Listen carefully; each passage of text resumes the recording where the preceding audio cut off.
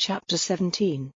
No ox or sheep which has a mark on it or is damaged in any way may be offered to the Lord your God, for that is disgusting to the Lord your God. If there is any man or woman among you, in any of the towns which the Lord your God gives you, who does evil in the eyes of the Lord your God, sinning against his agreement, by becoming a servant of other gods and worshipping them or the sun or the moon or all the stars of heaven, against my orders, if word of this comes to your ears, then let this thing be looked into with care, and if there is no doubt that it is true, and such evil has been done in Israel, then you are to take the man or woman who has done the evil to the public place of your town, and they are to be stoned with stones till they are dead. On the word of 2 or 3 witnesses, a man may be given the punishment of death, but he is not to be put to death on the word of 1 witness.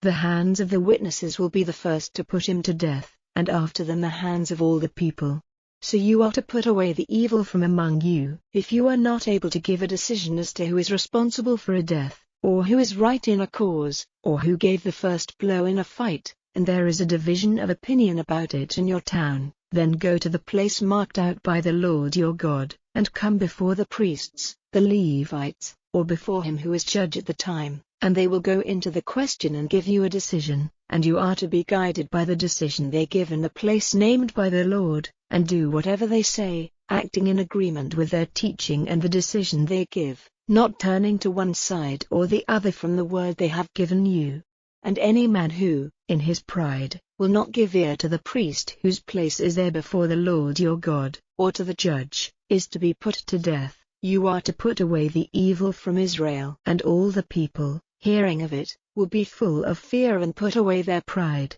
When you have come into the land which the Lord your God is giving you, and have taken it for a heritage and are living in it, if it is your desire to have a king over you, like the other nations round about you, then see that you take as your king the man named by the Lord your God. Let your king be one of your countrymen, not a man of another nation who is not one of yourselves. And he is not to get together a great army of horses for himself, or make the people go back to Egypt to get horses for him, because the Lord has said, you will never again go back that way. And he is not to have a great number of wives, for fear that his heart may be turned away, or great wealth of silver and gold.